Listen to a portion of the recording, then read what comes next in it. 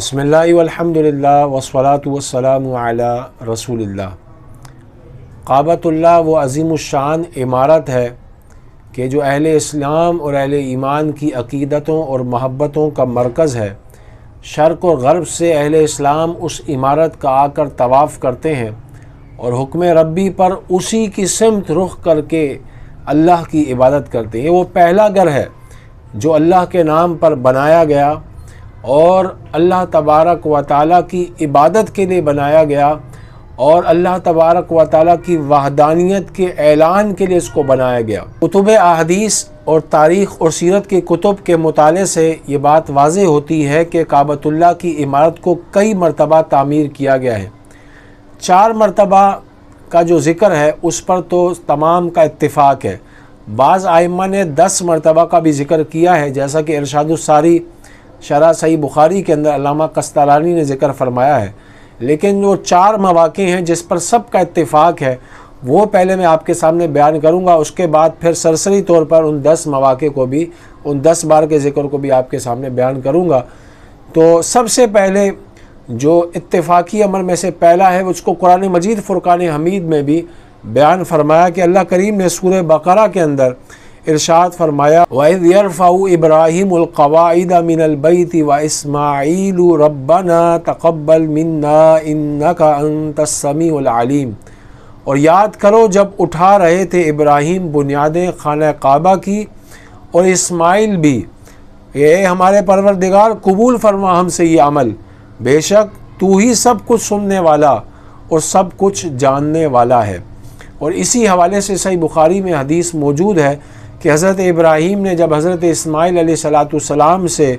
یہ کہا کہ مجھے ایک کام کا حکم دیا گیا ہے، تو حضرت اسماعیل نے عرض کیا جیسے آپ کے رب نے آپ کو حکم دیا ویسا ہی آپ کر گزرے، تو آپ نے فرمایا کہ میرا ساتھ دو گے؟ تو حضرت اسماعیل علیہ السلام نے عرض کی جی ہاں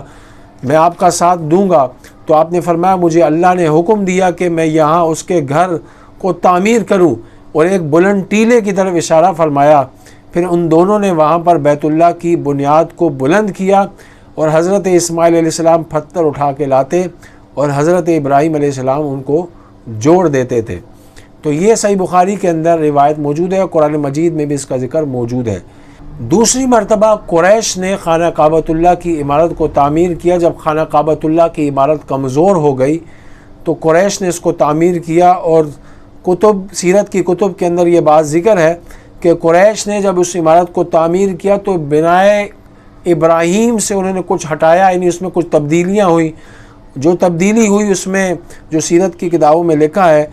کہ 18 ذراع بلندی انہوں نے زیادہ کی اور زمین پر لمبائی میں 6 ذراع کم کی ان لوگوں نے۔ اس طرح کچھ عمارت جو بنائے ابراہیم تھی اس میں کمی پیشی انہوں نے کر دی۔ اسی بارے میں نبی کریم صلی اللہ علیہ وسلم کی حدیث صحیح بخاری میں ہے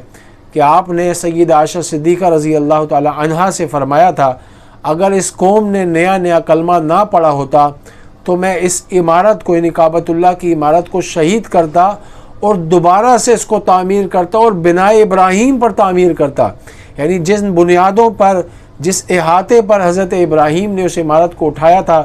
اس پر دوبارہ سے اسی احاطے پر اس عمارت کو تعمیر کرتا کہ قریش نے اس میں کچھ کمی پیشی کر دی تھی، لیکن آپ نے اس ارادے کو ترک فرما دیا اور آپ نے اس کو تعمیر نہ کیا۔ اس کی وجہ یہ تھی کہ لوگ نئے کلمہ پڑھ کے مسلمان ہوئے تھے، کہیں ان کے ذہنوں میں کچھ وسوسہ آ جاتا یا ان کے ایمان میں کچھ کمزوری آ جاتی، اس لیے آپ نے اس ارادے کو ترک فرما دیا۔ گویا اس کے اندر ایک پیغام بھی ہے اور رہتی دنیا تک آپ نے گویا ایک پیغام بھی دیا کہ بعض امور جائز ہونے کے باوجود، بعض چیزیں قرآن و سنت میں ہونے کے باوجود بھی بعض لوگوں کے سامنے ان کو بیان نہیں کیا جا سکتا کیونکہ ان کے ذہن اس قابل نہیں ہوتے کہ وہ ان امور کو سمجھ سکیں۔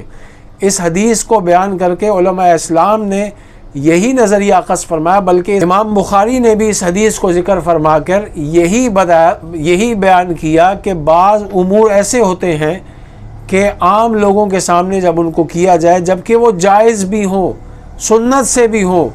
تب بھی ان کو عام لوگوں کے سامنے ذکر کیا جائے تو ان کے ایمان میں خرابی واقع ہو سکتی ہے، اس لیے کہ ان کے ذہن ان کو سمجھنے کی صلاحیت نہیں رکھتے، اور اس حدیث سے یہی امت کو نبی علیہ الصلوۃ والسلام نے پیغام دیا ہے۔ تیسری مرتبہ یزید کے دور کے اندر سن 63 سنی ہجری کے اندر کعبۃ اللہ کی عمارت کو شہید کیا گیا، اور اس کا واقعہ کچھ اس طریقے سے ہے، اور یہ صحیح مسلم کے اندر روایت موجود ہے کہ حضرت عبداللہ ابن زبیر کے خلاف، جو صحابی رسول ہیں، حضرت عبداللہ ابن زبیر کے خلاف یزید نے ایک لشکر بھیجا جس کی قیادت حسین بن نمیر السکونی نے کی، اور اس نے حضرت عبداللہ ابن زبیر کو کعبۃ اللہ کے اندر مکے میں معصور کر دیا، اور معاذ اللہ اس نے منجنیق کے ذریعے کعبۃ اللہ پر سنگ باری کی اور گولہ بارود کو پھینکا، جس کے ذریعے سے کعبۃ اللہ کی عمارت شہید ہو گئی۔ اور جب یزید مر گیا، یہ خبر وہاں پہنچی تو یہ لشکر وہاں سے روانہ ہو گیا، اور عبداللہ ابن زبیر نے اصحاب رسول سے اور اہل ایمان سے مشورہ کیا کہ کعبے کی عمارت کا کیا کیا جائے، تو عبداللہ ابن عباس نے یہ مشورہ دیا کہ عمارت کو شہید نہ کیا جائے مکمل طور پر، جو حصہ اس کا کمزور ہو گیا ہے یا جو عمارت کا ایسا ٹوٹ پھوٹ کا شکار ہوا ہے اس کو تعمیر کر دیا جائے۔ عبداللہ ابن زبیر کی رائے یہ تھی، آپ فرماتے تھے کہ ہماری گھر کی عمارت یا ہمارا گھر جب شہید ہوتا ہے تو ہم اس کو اچھا بناتے ہیں اور ہم بیت اللہ کے ساتھ یہ معاملہ کریں، تو میری رائے یہ ہے کہ اس کو شہید کر کے دوبارہ سے اس کو اچھے انداز میں بنایا جائے۔ تو آپ نے اس حوالے سے 3 بار استخارہ بھی فرمایا، اور جب آپ کا دل اس حوالے سے مطمئن ہو گیا کہ کعبے کی عمارت کو شہید کر کے دوبارہ بنایا جائے، تو آپ نے باقاعدہ اس کو شہید کیا اور اس کو دوبارہ سے اس عمارت کو بنایا، اور بنائے ابراہیمی پہ بنایا، یعنی جس احاطے پر حضرت ابراہیم نے تعمیر کیا تھا اسی کا لحاظ کرتے ہوئے حضرت عبداللہ ابن زبیر نے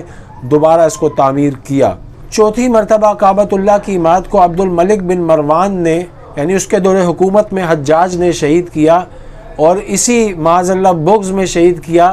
کہ عبداللہ ابن زبیر نے اس کو تعمیر کیا ہے، اور اس نے انہوں نے قریش کی بنا سے ہٹا کر بنا ابراہیمی میں تعمیر کیا، تو ان لوگوں نے دوبارہ قریش کی بنا پر دوبارہ سے اس عمارت کو تعمیر کر دیا۔ تو چوتھی مرتبہ عبد الملک بن مروان کے دور میں کعبۃ اللہ کو شہید کیا گیا۔ اب جن حضرات نے 10 مرتبہ کا قول کیا، جیسا کہ صاحب ارشاد الساری نے، علامہ قسطلانی نے ذکر کیا ہے، انہوں نے جو اقوال ذکر کیے ہیں وہ یہ ہے کہ سب سے پہلے حضرت آدم کی تخلیق سے 2000 سال پہلے عمارت کعبہ کو تعمیر کیا گیا، اور فرشتوں نے اس کو تعمیر کیا، اور دوسری مرتبہ حضرت آدم علیہ السلام نے خانہ کعبہ کو تعمیر کیا، تیسری مرتبہ حضرت شیس بن آدم نے عمارت کعبہ کو تعمیر کیا، اور چوتھی مرتبہ خانہ کعبۃ اللہ کو حضرت ابراہیم نے تعمیر کیا، جس کا ذکر قرآن مجید اور صحیح بخاری میں بھی ہے، اور پانچویں مرتبہ قوم عمالقہ نے اس کو تعمیر کیا، اور چھٹی مرتبہ قبیلہ جرہم نے اس کو تعمیر کیا، اور ساتویں مرتبہ حضور کے اجداد میں سے حضرت قصی بن کلاب نے اس کو تعمیر کیا، اور 8ویں مرتبہ قریش نے تعمیر کیا، اور 9ویں مرتبہ حضرت عبداللہ ابن زبیر نے، اور 10ویں مرتبہ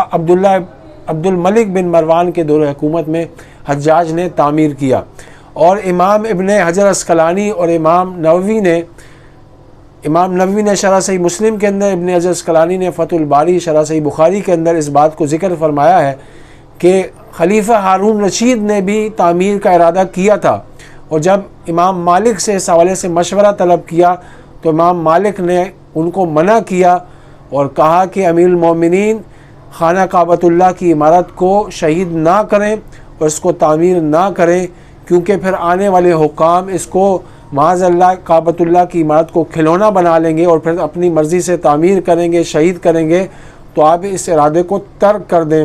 تو ہارون رشید نے اس ارادے کو ترک کیا، پھر اس کو شہید نہ کیا، لیکن تاریخ کے اندر یہ بات موجود ہے کہ ہارون رشید نے بھی ارادہ کیا تھا لیکن اس کو پھر شہید نہیں کیا۔ کعبۃ اللہ کی عمارت کے حوالے سے یہ بات بھی بہت اہم ہے کہ احادیث مبارکہ پر کعبے پر حملے کے حوالے سے بھی چند احادیث موجود ہیں۔ نبی صلی اللہ علیہ وسلم کی حدیث ہے صحیح بخاری کے اندر کہ آپ نے فرمایا کعبے پر ایک فوج چڑھائی کرے گی اور وہ زمین میں دھسا دی جائے گی۔ اسی طرح سے قرب قیامت میں کعبۃ اللہ پر حملہ ہوگا، اس کا بھی ذکر نبی صلی اللہ علیہ وسلم نے صحیح بخاری کی حدیث میں بیان فرمایا ہے کہ نبی صلی اللہ علیہ وسلم نے فرمایا گویا میری نظروں کے سامنے وہ پتلی ٹانگوں والا سیاہ آدمی ہے جو خانہ کعبہ کے ایک ایک پتھر کو اکھاڑ دے گا۔ اسی طرح سے اسی مفہوم کی ایک حدیث صحیح بخاری میں ایک اور بھی ہے کہ نبی صلی اللہ علیہ وسلم نے فرمایا کعبے کو 2 پتلی پنڈلیوں والا حبشی خراب کر دے گا۔ یہ قرب قیامت میں یہ معاملات ہوں گے کہ بعض محدثین نے لکھا جب کوئی بھی مسلمان نہ رہے گا اس وقت یہ معاملہ ہوگا، باقی اس کا معاملہ کب ہوگا وہ اللہ تعالیٰ ہی بہتر جانتا ہے۔ اللہ پاک ہم سب کو فتنوں کے دور سے محفوظ فرمائے، اور اللہ پاک ہم سب کو فتنوں سے محفوظ فرمائے، اللہ پاک ہم سب کے ایمان کی حفاظت فرمائے، اور ہم سب کو اس عمارت یعنی خانہ کعبۃ اللہ زادہ اللہ شرفا و تعظیمہ کی زیارت نصیب فرمائے، آمین یا رب العالمین۔